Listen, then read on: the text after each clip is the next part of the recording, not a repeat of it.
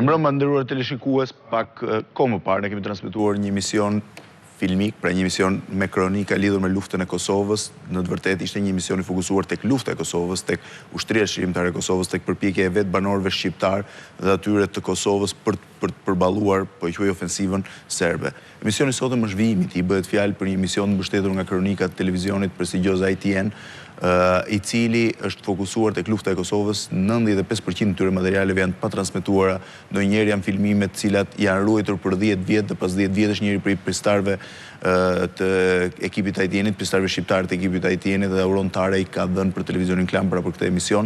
Dhe ne kemi ndërtuar në emisionin e parë, pra sikur se thash, pamjet e luftës, imazhet e patransmetuara kur ndonjëherë të luftës, midis të cilave ishin dhe përpjekjet e popullatës shqiptare për të mbrojtur trojet e veta, për të mbrojtur fshatrat shqiptar, ndërsa emisioni sotëm është fokusuar tek ajo që mund të konsiderohet kriza humanitare e provokuar nga lufta e Kosovës. Pra, problemi i emigrantëve, i refugjatëve, të cilët u përzun me dhunë nga trojet e tyre dhe nga shtëpitë e tyre në Kosovë, pësuan padyshim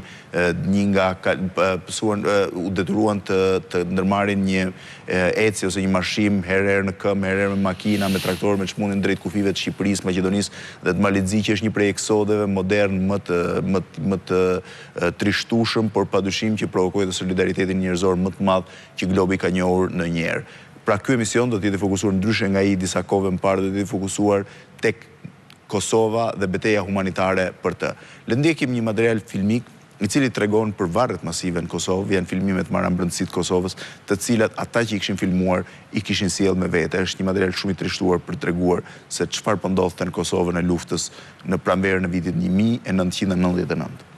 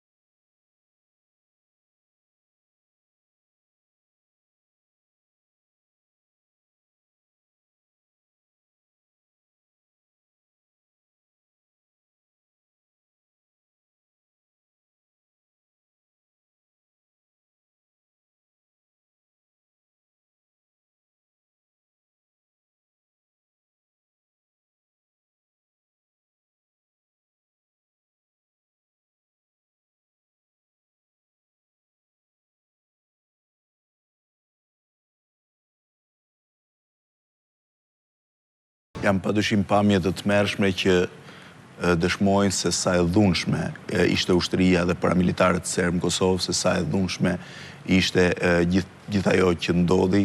Kemi pasur rastin që disa varre masive janë vetëm një pjesë, është vetëm një prej këtyre varreve, ndër disa të shtrira në territorin e Kosovës. Kronika që vjen pas do ju dëshmoj se si një dëshmitar i këtyre varreve masive nga masakra e Izbicës kishte arritur të mbjetonte, kishte arritur të shpëtonte dhe përpara kamerave të televizionit ITN, ai tregon vetë gazetarit, pra gazetarit të ITN-it, detajet nga kjo masakër. Është po ashtu një pamje shumë e trishtueshme, le ta ndjekim.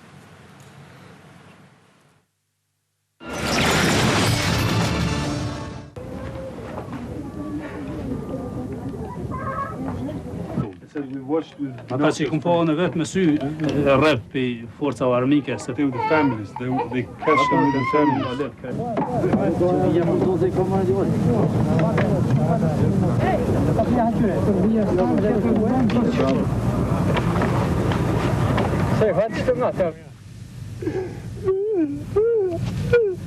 And that is Izbica. Izbica. And this is what you saw, yeah. Fshati Izbica është atë. Kretin jo, se unë vetë i kemi vorros vetë, unë me durët mija i kom vorros. Shumë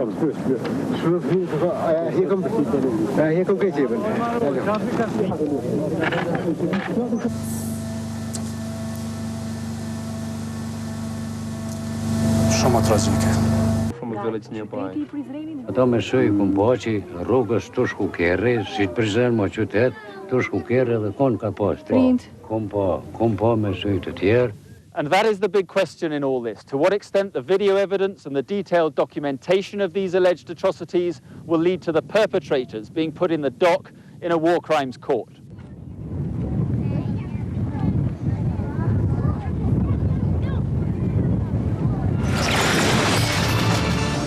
Është një material tmerrsisht i trishtuar. Nuk e di nëse e mbani mend këtë detaj. Në fakt, ky nuk është një detaj, po ka qenë një nga do të thosha impenjimet tona rreth një javë për të mbledhur informacion, për të marrë sa më tepër dëshmitar për këtë që kishte ndodhur. Pasi kishte disa fjalë që po dëgjoheshin në kampin e refugjatëve në Kukës për një masakër të tmerrshëm të burrave të cilët zbriteshin nga kamionët dhe pushkatoheshin. Por asgjë nuk ishte konfirmuar dhe ardha e kësaj kasete nga një student. Si erdhi kaseta?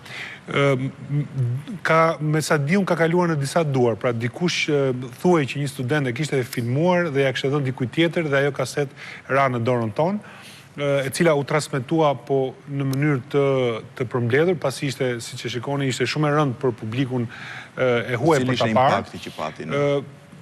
Do të thosha që ka pasur një impakt shumë të madh, pasi nëse do ta shikoni me vëmendje, aty ka dy kronika të cilët aty kanë ardhur për një herë, kanë ardhur prokurori ushtarak të NATO-s për të mbledhur dëshmi dhe ky zotëria që ju shikoni në emision ka qenë një nga dëshmitarët kryesor për të mbledhur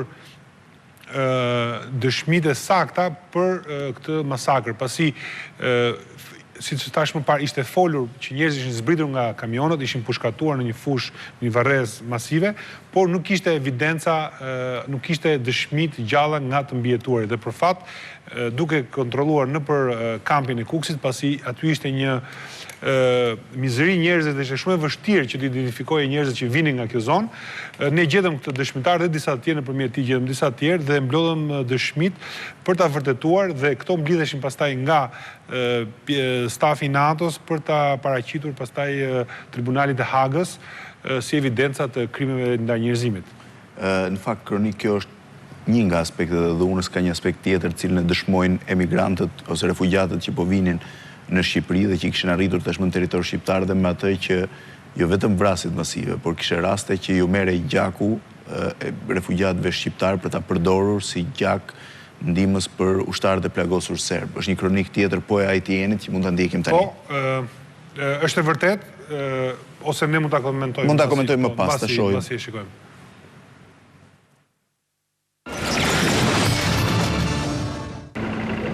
This is the reality of so-called ethnic cleansing Serb style. An exhausted mother and father are forced to drag their handicapped son towards the Albanian border. Just 200 yards short, he collapses. They can carry him no more. An Albanian working for ITN here walks into the no man's land between the two borders to help. The handicapped boy has finally reached safety, carried to the arms of waiting aid workers.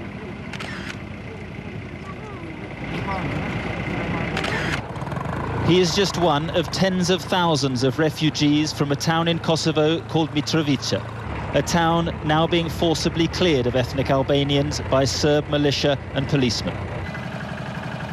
They say the Serbs went on the rampage, burning down houses, ordering people to leave at gunpoint after NATO planes bombed the barracks and other military targets in the town. Mitrovica, say the refugees, is now ablaze.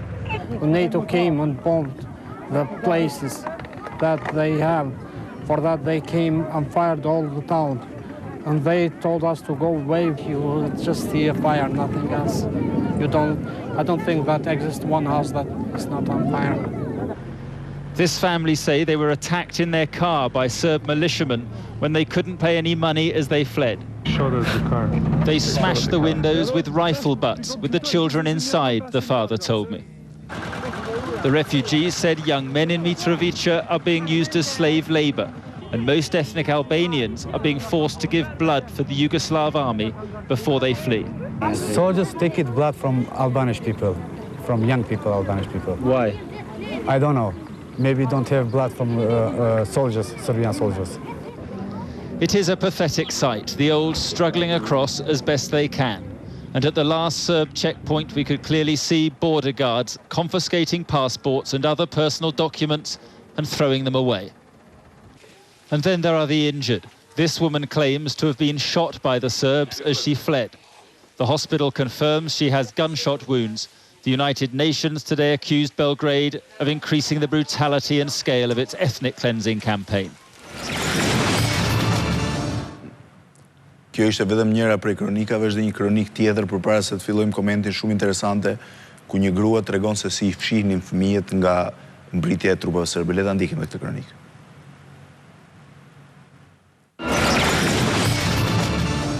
The relative safety of Albania, one young woman told us what happened when 35 women and children came under fire in a house.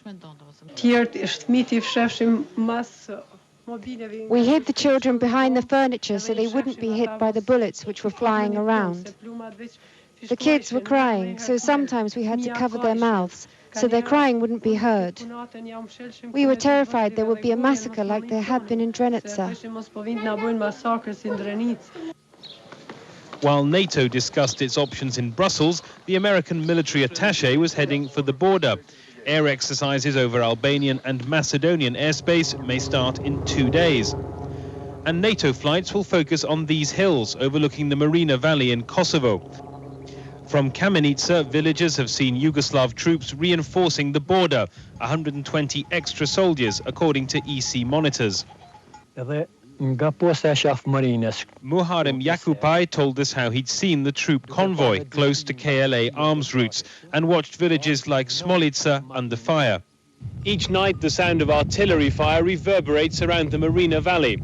While NATO talks, the war in Kosovo goes on. Është një kronikë e 1998-s kjo e dyta. Kjo është përgatitja, përgatitja e Si ishte, që mos bashu të detajet, si ishte gjendja e refugjatëve që mbrinin? Do të thosha që personalisht për mua ka qenë një nga emocionet më të mëdha të jetës time kur shikoj ata njerëz pleq, plaka, gra, fëmijë që vinin në atë gjendje të traumatizuar, të lënduar, të rrahur. Ka qenë jashtëzakonshme. Ka qenë të qëndroje në kufirin e morinës ishe si të qëndroje në dyert e ferrit. Pra ka qenë një nga dhe ka lënë goxha gjurmë të të gjithë ata që u morën me këtë. Cila ishte më shumë impresioni që kishin gazetarët që ishin aty? Ishin të tronditur, mos harrojmë që ata kanë mbuluar shumë. Sigurisht, ata vinin nga zona shumë të nxehta.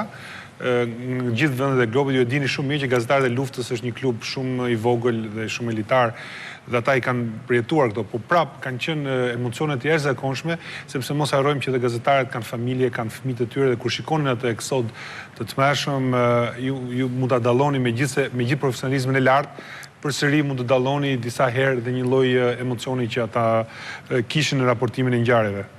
Në vërtet është një kronik tjetër që tregon edhe se sa të vendosur pavarësisht asaj që po ndodhte ishin refugjatët që lufta të mbaronte për ta mbështetur NATO-n. Bëhet fjalë për një kronik që ka ardhur më njëherë mbas një bombardimi që një avion i NATO-s bëri mbi një zetor me refugjat pa e identifikuar dot dhe deri në fund refugjatët nuk pranonin faktin që pavarësisht se kjo kishte ndodhur, NATO duhet vazhdonte bombardimet. Në fakt, përpara se ta shikojmë atë, në fakt do të shoja diçka tjetër që ky ka qenë një tjetër element i rëndësishëm gjatë luftës, pasi në fakt NATO goditi një karvan të gjatë me refugjat, megjithse disa media raportuan si në fakt aviacioni serb kishte goditur këtë karvan.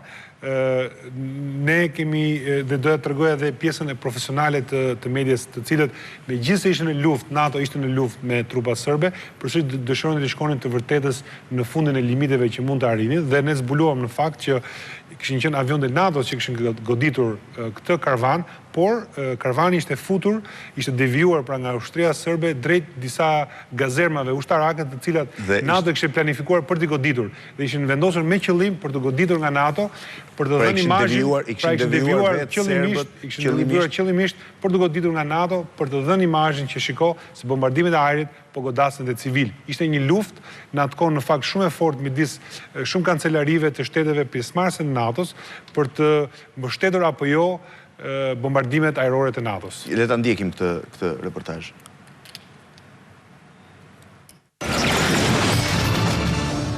They are finally safe in Albania and help is at hand. But these are people who have lived through hell. A day after their convoy of carts and tractors was attacked, in what NATO now says was a dreadful mistake, they are gathered in a camp. But they are desolate and bewildered. All around us, women and children, traumatized by scenes of carnage they will never be able to forget. In one tent, we found the Barami family. They had been in the convoy in the third tractor from the front. There were 25 of them, now there are 16. 2 are dead and 7 badly injured and still in Kosovo. Reisha Barami has lost her son. He was the father of Emir, the 5-year-old boy in her arms. They still don't know how they survived, and Reisha Barami told me her story. The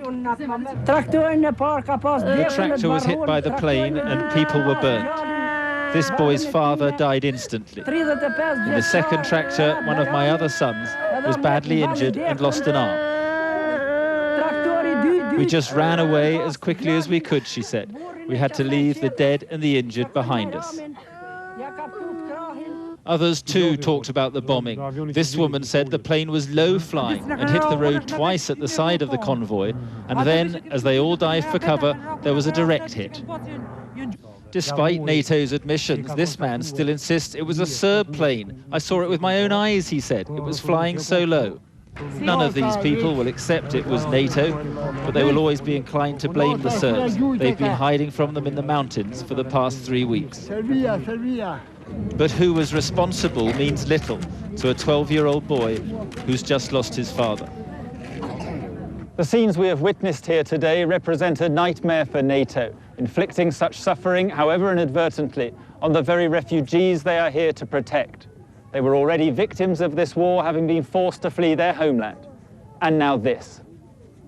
Many of those in the convoy were children, some of whom have witnessed the horror of war in Kosovo for more than a year. This evening, trauma therapists were already working with these children, encouraging them to portray in drawings exactly what they have seen. Now I'm going to try and upset him, okay? Did you see them on the ground or up in the air? I keep on top, I keep on there. Up in the air. But even after what happened yesterday, these refugees say NATO's bombing of the Serbs should continue, despite the suffering, the agony, and the cruelty of war. Mark Austin, ITN, on the Kosovo-Albanian border.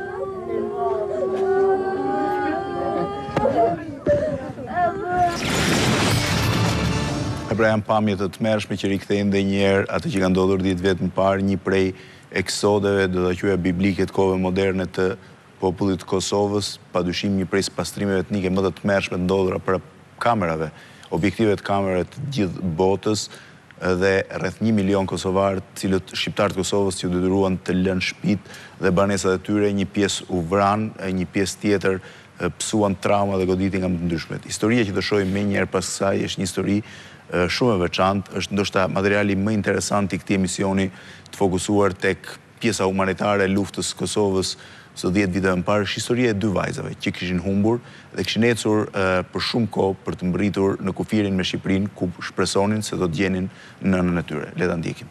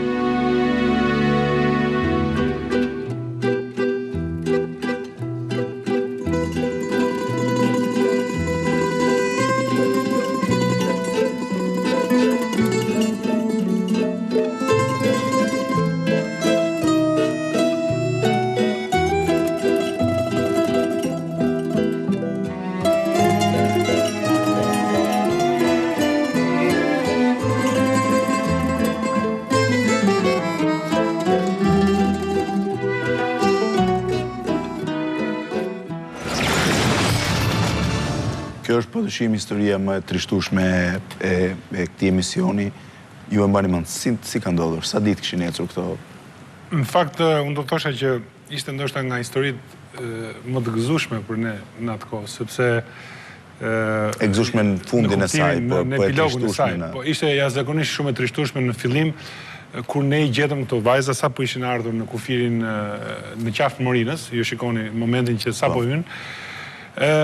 Nuk e di për çfarë arsye, nuk mund ta shpjegoj dot arsyen pse, po fati qelloi që ne ishim në atë moment aty kur ato hynë, kishin me sa na thanë disa ditë ishin shoqëruar nga gjyshja. Gjyshja duket vetë krejtësisht e pamundur për të kishin ecur, nuk e di sa ditë se ato vetë nuk e mbanin mend. Kishin ecur në këmbë. Në këmbë. Historia ishte që në fshatin e tyre diku në Çitak, kishin shkuar paramilitarët serb, kishin qelluar, hedhur bomba etj.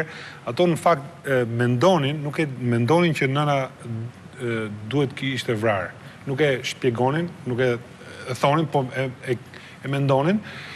Dhe babajnë kishin me UÇK-n, pra ishin komplet vetëm. Dhe kishin ecur disa ditë të tëra në këmbë. Mua më bëri në fakt përshtypje një diçka që ato më thanë që dikush një ushtarak, pra një ushtarak serb, ka qenë një pamje kaq e tmerrshme sa dhe një ushtarak serb i kishte marrë dhe i kishte ndihmuar në fakt për të kaluar nga një vend në vendin tjetër.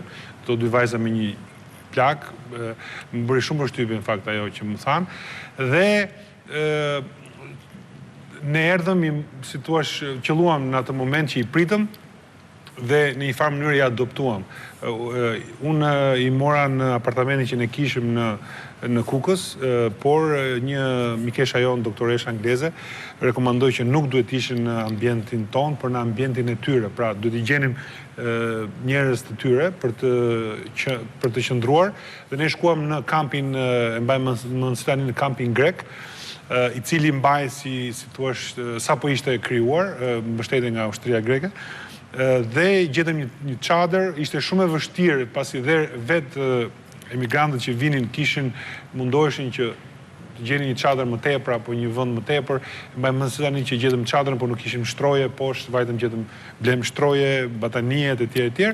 Dhe ne si ekip i adoptuam, duke menduar që ata nuk kishin më familje, familja ishte vrarë dhe në fakt unë mbaj mend që atëherë fola edhe me njerëz të shtëpisë time që ndoshta mund t'i merrnim, ne t'i mbanim dhe nuk e di se çfarë do të ndodhnim, nuk kisha ndonjë ide se çfarë do të ndodhim me këto fëmijë, por të paktën t'i mbanim ne.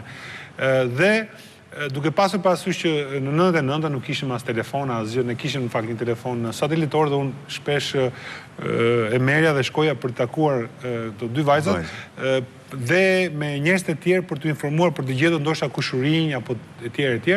Dhe qelloi që gjetëm një njeriu e tyre në Gjermani, i cili na thotë që nëna është dal nga Malizi dhe ishte diku në Shkodër. Dhe ne shkuam në Shkodër dhe mbas shumë pash një fotografi e kësaj vajze është botuar edhe në gazetë. Po, e botova, unë në fakt e botova në gazetën albane të kohës për të shikuar ndonjë reagim, nuk pati reagim, dhe shkuam në Shkodër, kërkuam në disa kampe dhe diku në një kamp austriak në Mosgaboj gjetëm të cilët ishin regjistruar me emër tjetër, prandaj nuk i gjenim dot. Familë, do nënën dhe vllajën, se babai ishte me UÇK-n. Dhe ardhja e nënës tyre në Kukës dhe bashkimi tyre ka qenë një nga epilogët më të bukura që ne të gjithë përjetuam dhe në fakt do të thosha dy detaje të vogla kur në vitin e ri 99-2000 ITN-i kartolinën e tyre që dërgonin në gjithë botën e dërguan me fytyrën e të dy vajzave nga arditës dhe motrës së vet. Dhe fatkeqësisht unë që atëherë nuk kam parë më, nuk e di më fatin e tyre çka ndodhur, shpresoj që ndoshta do t'i. Në fakt do doja, meqense kjo histori është të jetë interesante, do doja që nëse dy vajzat Ardita dhe Mirjeta Çitaku do kenë mundësi ta shohin këtë emision, të tentojnë të kontaktojnë Klan Kosovën, sepse do ishte shumë interesante që ne të bënim një kronik për të parë se si ka shkuar jeta e tyre 10 vjet më pas. Duke shpresoj që dy vajzat ose në një afërm i tyre që mund ta shohë këtë emision të kontaktojë Klan Kosovën për. Ne kemi shumë material në fakt, shumë material tjetër që nuk është përdorur në këtë kronik, jashtëzakonisht sepse kemi pasur në vëmendje dhe unë do doja t'ia falja atë material si eksperiencën e tyre të jetës.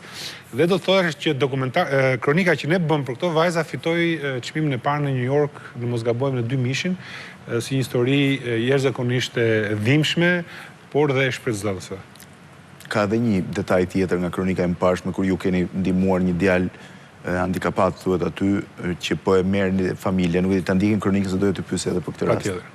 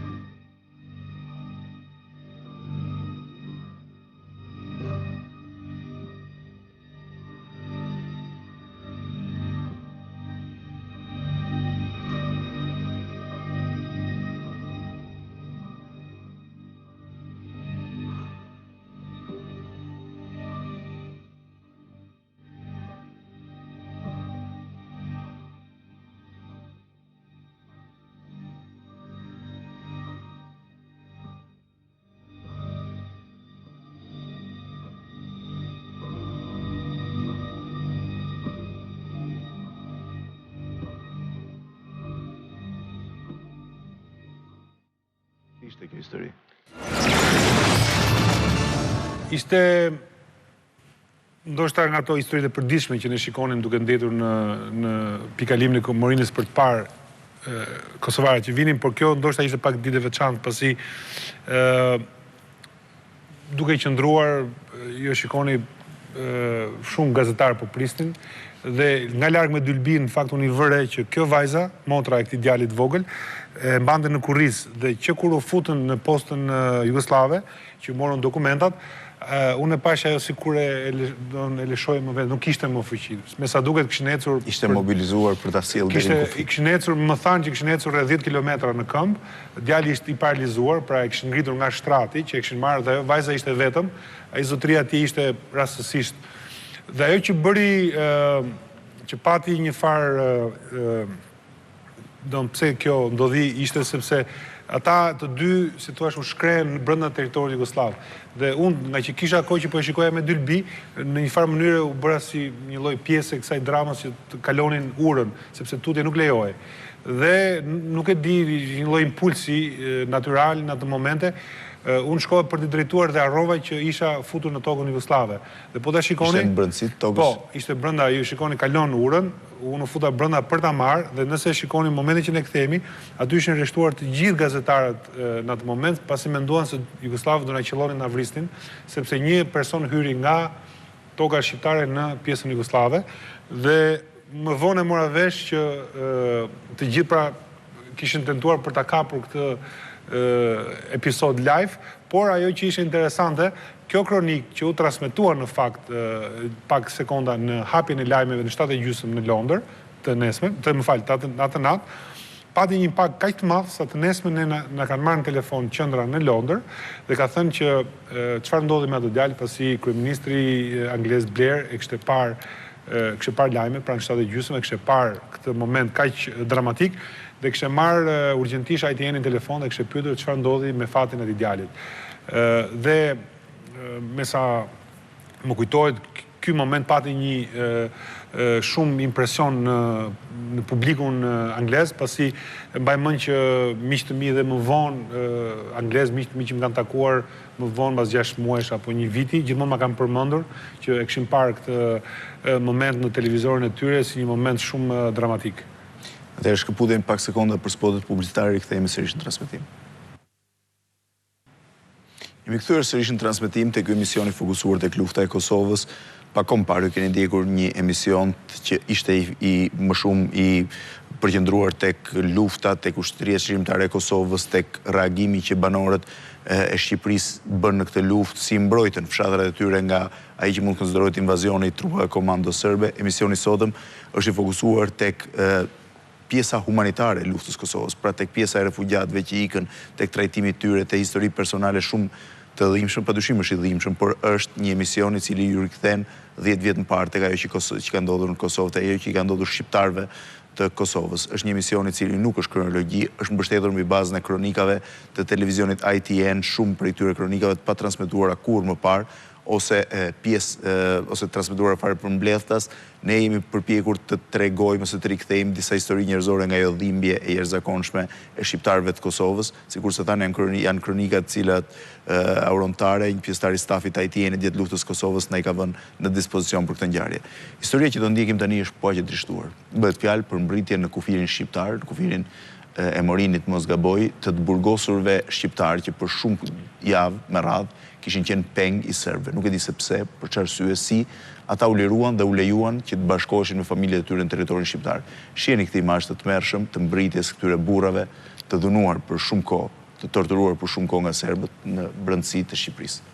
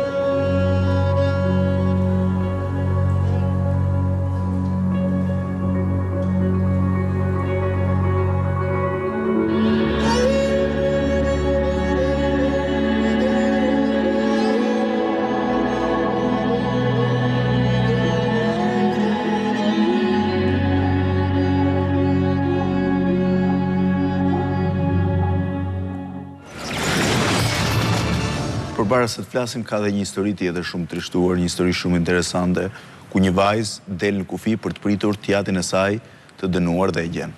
Le ta ndjekim dhe këtë histori.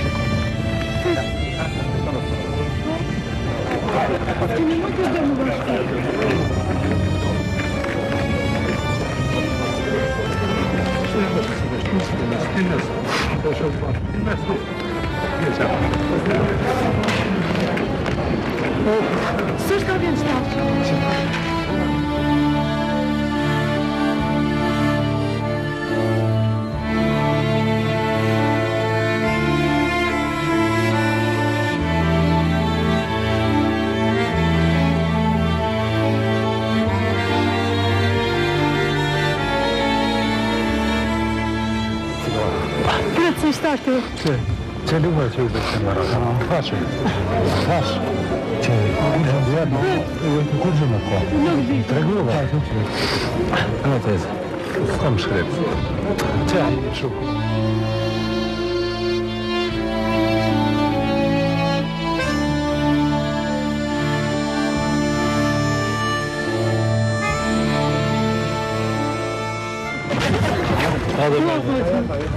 Dă-le de șa acum.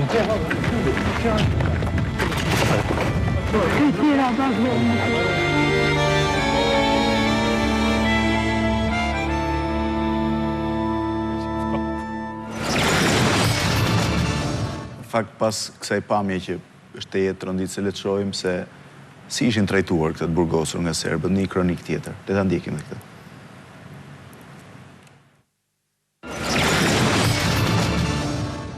Jo, me shkelma. Në shkelma. Në shkelma, po.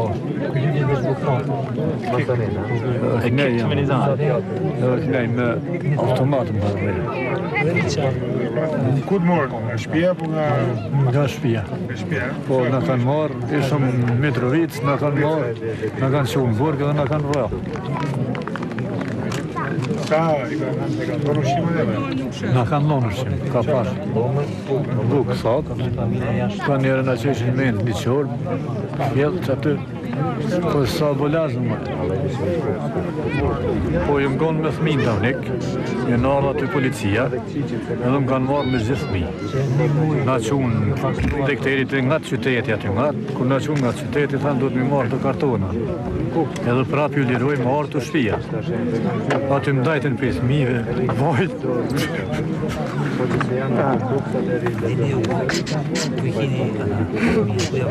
Ka vetë lavë, mija kretë sti. Në di, kur që vërda kretë.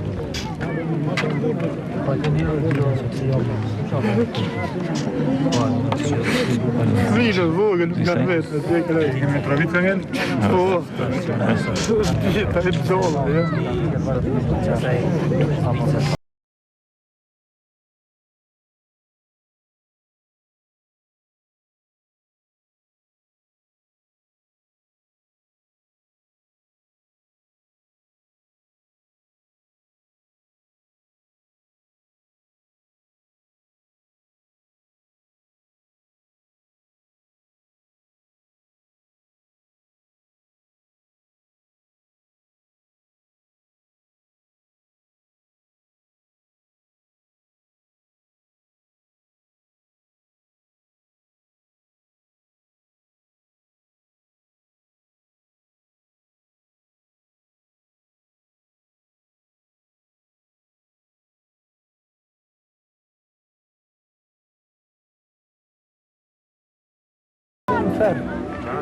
Se në ferë me këmë.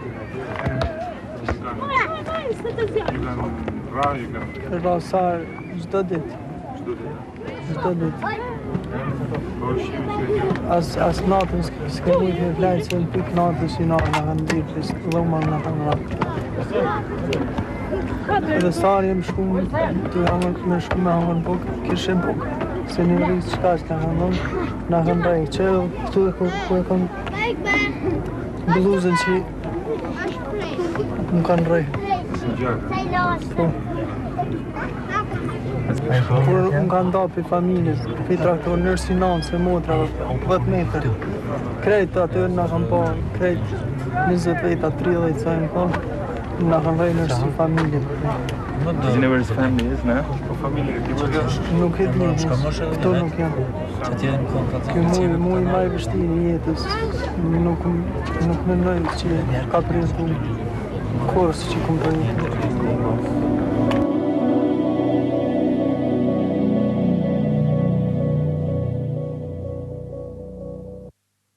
Si kështë e qëlluar që i liruan?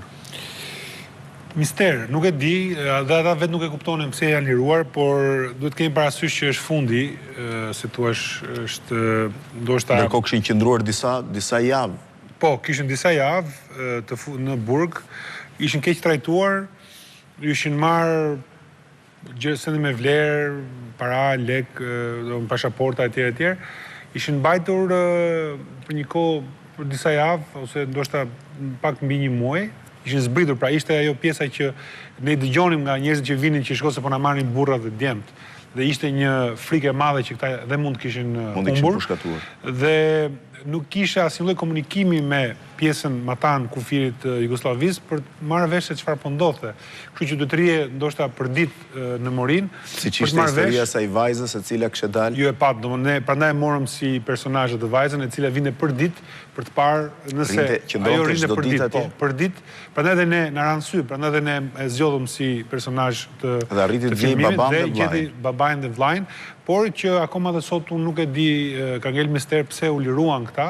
Mendoj që ndoshta nga që ishte fundi dhe ndoshta Jugosllavët e kishin kuptuar që pra lufta po humbej dhe së shpejti forcat e NATO-s do hynin brenda, ndoshta e kanë marrë si një lloj gjesti për të mos u fajsuar më për atë genocid madh që po ndodhte. Kështu që ndoshta ky ka qenë dhe shpjegimi. Ky është vllai. Po, ju ndoshta shikuesit do ta kenë vërej që ka që traumatizuar që ta njerëz edhe po të shikosh që po vinë gjithë në rresht. Pra që janë traumatizuar kaq shumë sa dhe ajo, si thua, vazhduan testin në rresht siç ishin mësuar në burg. Ishin nisur. Ky është momenti i gjetjes vllajt apo? Ky është vllai, një kushurim duket ai zotëria tjetër dhe më vonë që vjen dhe babai. Ndërkohë ka një kronik tjetër që është po aq interesante, flet për një temë disi tabu, pavarësisht se shumë të njohur, që lidhet me dhunimin e femrave kosovare. Le ta ndjekim, është një kronik shumë e dhimbshme, por që në fakt para se ta jepni unë do të thosha diçka që kjo është vetëm një kronik që Ajtieni bëri për këtë temë, pra për dhunimin e femrave kosovare dhe në fakt ata sollën disa gazetare nga Anglia për këtë temë. Përse sollën? Sepse ishte një temë shumë e prekshme dhe duke pasur kulturën, duke njohur kulturën e Kosovës, ne i rekomanduam qendrës në Londër që ne nuk mund ta investigonim këtë si meshku që ishim, nuk mund ta investigonim, dhe ata sollën 3 gazetare angleze të Ajtienit për të investiguar këtë... Në cilën zonë është investiguar? Në kampet e Kuksit. Pra janë pyetur femrat kosovare të kampit Kuksit, por kjo është një kronik që është dhënë, por ne nuk kemi qenë pjesë e investigimit, pasi për të respektuar kulturën e vendit, ne kuptonin që do të ishte shumë e vështirë që femrat apo nënat kosovare të tregonin për këtë ngjarje të tmerrshme që është dhënë. Tregonin në fakt? Në fakt tregonin dhe ju ta shikoni ajo vajza që i mbledh Joana, amerikane që ka ardhur për të mbledhur këto fakte. Ka dokumenti i saj është paraqitur pranë tribunalit të Hagës dhe unë e kam njohur këtë vajzë në Kukës dhe kemi pasur pastaj një miqësi të vjetër. Do ta shikoni edhe kronikën dhe diçka tjetër interesante që do thosha është që kjo vajzë u lidh shumë me Shqipërinë dhe në 2004 ka ardhur dhe ka bërë dasmë në Butrind. Ta ndjekim materialin.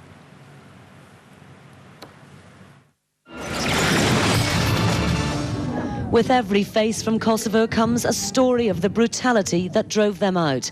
With reports that Serbs are raping Kosovan women, came government assurances that information about rape is already being collected for future war crimes prosecutions in The Hague.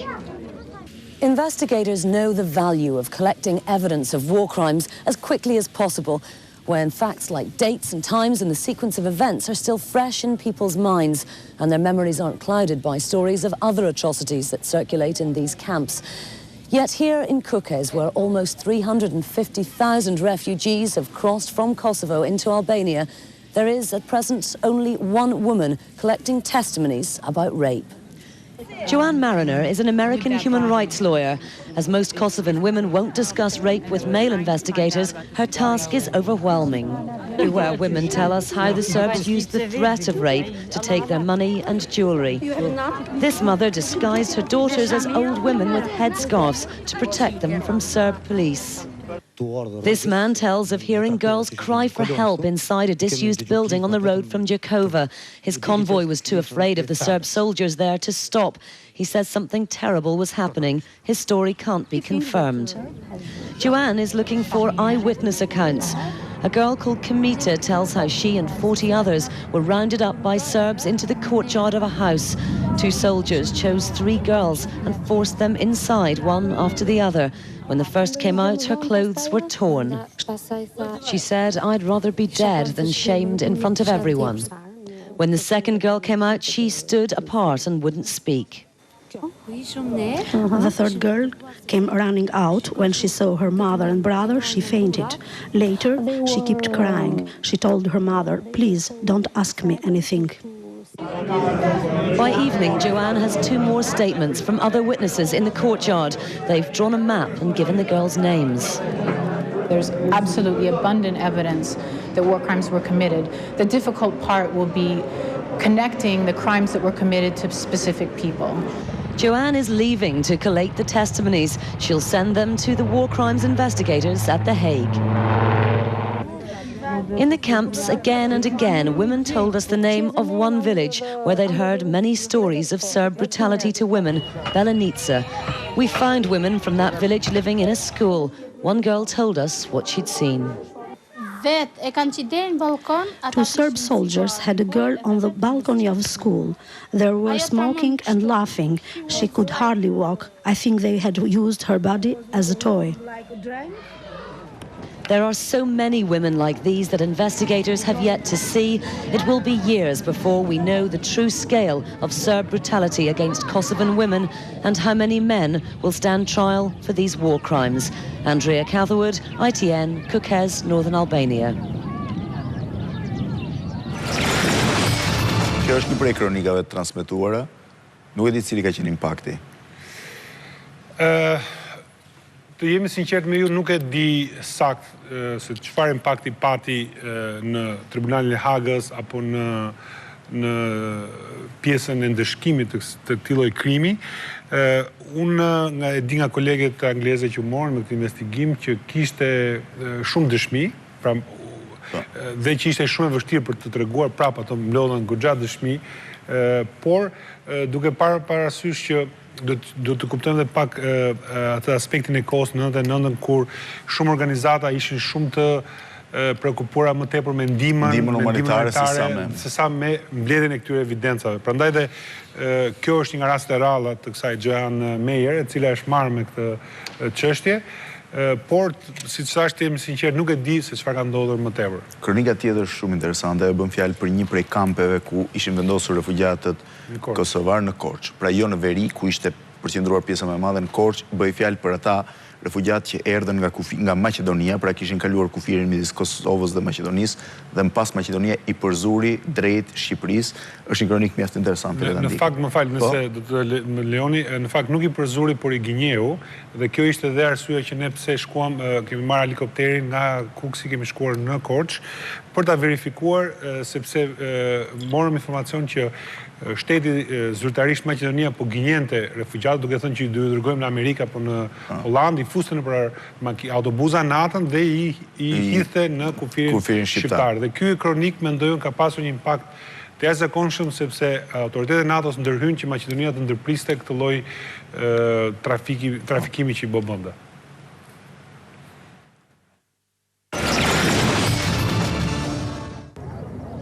We came across them sat around their fires under the trees on waste ground outside the town of Korçë. These people have lived through 10 days of hell, forced from their homes in Pristina to the squalor of the mud in Macedonia. Now they sit, still without real help, in Albania. Victims, they say, of a con trip by the authorities across the border.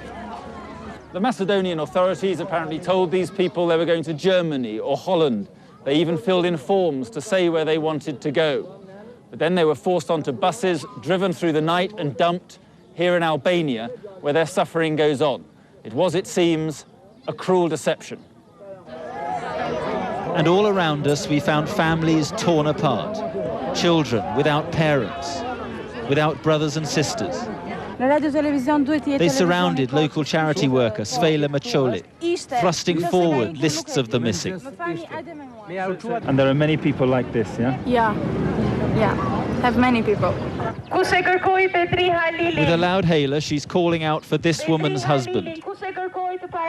He's not found. He's almost certainly looking for her in Macedonia. She's then approached by 13-year-old Vucic, who tells her he lost his parents in the exodus from Kosovo. Does he know where his family may be? He said maybe if you can help him to get the family from the television. And then there's Hodjia Kungala, who's been separated from her entire family. Yeah, she said, I lost my husband with 4 daughters. Conditions here are dreadful. Children scavenge through the rubbish. And the floor of an abandoned building is the makeshift toilet for 1,500 people. The local Albanians are doing their best to help, but in the poorest country in Europe, it's not easy. the people are all shocked. They've been going through a hard time. And they don't have no bread, no food, no clothes. They don't have nothing. These are people who have lost their homes. Now many have lost each other. And it's another enormous challenge for aid workers here, trying to put the broken families of Kosovo back together again.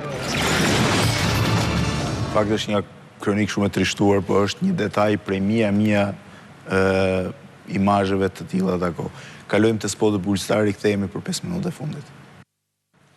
Jemi rikthyer sërish në transmetim në këtë emision që siç e kam anoncuar gjatë gjithë kohës është një emision i fokusuar tek lufta e Kosovës, janë kronikat e patransmetuara të televizionit ITN, një prej televizioneve të njohur britanike, I cili ka përgatitur në atë kohë për Shqipërinë, disa kohë parë ju keni ndjekur një emision të fokusuar tek lufta, UÇK-ja, mbrojtja që banorët shqiptar I bën fshatrave të tyre.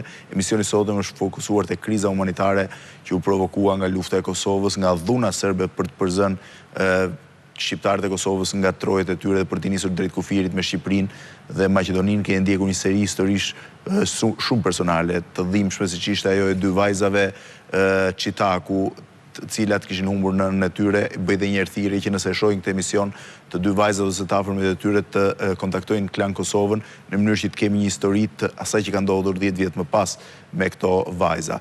Do doja t'ju pyesja para se ta mbyll me ato imazhe që kemi nisur, me imazhet pa koment të emigrantëve, të refugjatëve shqiptar të Kosovës që vinin drejt kufirit shqiptar, t'ju pyesja për sa kohë keni filmuar gjatë luftës Kosovës? Unë personalisht isha do të thosha nga data 28 ose 29 mars, pra erdha nga Londra direkte me avion ushtarak dhe kam qenë deri në ditën që jemi futur në Kosovë. Deri në 12 qershor. Po, ndërkohë, fatkeqësisht, unë nuk e gjej pasi do të ishte një kronik shumë e bukur, por nuk e gjej në arkivin tim. Unë kam qenë në helikopterin që është futur në aeroportin e Prishtinës, kur tanket rus kanë ardhur aty. Kemi qenë trupa e vetme angleze që u futën për të filmuar. Fatkeqësisht nuk e kam atë kronik pasi do ishte shumë interesante për ta parë. Unë kam qenë deri në fund pra deri në momentin që trupat janë futur në Kosovë dhe fatkeqësisht duhet kthehesha pasi në Butrin kisha një tjetër angazhim impenjim të një projekti të Bankës Botërore që dukej një realitet shumë I çuditshëm që unë vija nga një luftë, shkoja për të marrë pjesë me arkeologjin. Sa orë filmime? Këto kanë qenë gjatë gjithë ditës. Pra ne sa orë filmime kishit? Duhet kemi rreth 80 orë filmime, 70-80 orë filmime, patjetër. 70-80 orë filmime. Ka shumë filmime. Këto janë zgjedhur disa nga ato më padyshim ne arritëm të përzgjedhim disa prej tyre. Ka akoma materiali shumë I gjerë, shumë I gjatë, që për mos rënë në përsëritje, unë mendoj që këto ishin ndoshta më interesante të më përfaqësueset. Më përfaqësueset. Por unë do të thosha që kam pasur fatin e madh të isha prezent në këtë ngjarje të rëndësishme të shekullit kaluar për Shqipërinë dhe kam pasur fatin të punoj edhe me gazetarët më të mirë që ka pasur gazetaria angleze, që kam një respekt të jashtëzakonshëm sepse kanë qenë shumë ndryshe nga mediat amerikane apo mediat e tjera të cilët ne ishim aty.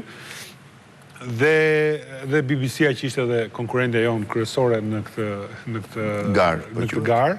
Ju jeni vetë gazetarë dhe kuptoni sa rëndësishme është kapja e lajmit, por kemi pasur fat dhe shpresoj që ky koleksion unë do doja që ta thosha edhe këtu në emisionin tuaj që unë do të dëshiroja të jepja autoriteteve kosovare këtë koleksion pasi është pjesa e historisë së tyre dhe do të ishte mirë që një institucion që merret me ruajtjen e arkivave ta merrte me dorëzim. Këto imazhe prej rreth 80 orësh. Do doja që t'ja jepja të gjithë arkivin që un kam personal, ndoshta edhe arkiv tjetër që ndodhet në ITN, pasi un kam akses, për t'ia dhënë dhe për ta pasur në memorien kolektive, në memorien e asaj që ka ndodhur. Atëherë vetë ju falenderoj që vut në dispozicion këto materiale në dispozicion të televizionit Klan dhe të emisionit Opinion. Le ta mbyllim duke ju falenderuar ju. Le ta mbyllim këtë emision me imazhet që e nisëm. Pra me imazhet e trishtuara të rreth 1 milion refugjatëve shqiptar të Kosovës që u përzun dhunshëm nga trojet e tyre, nga shtëpitë e tyre, u detyruan të bëhen objekte të dhunës serbe, por që në fundit fituan një betejë një shekullore. Le ta ndjekim.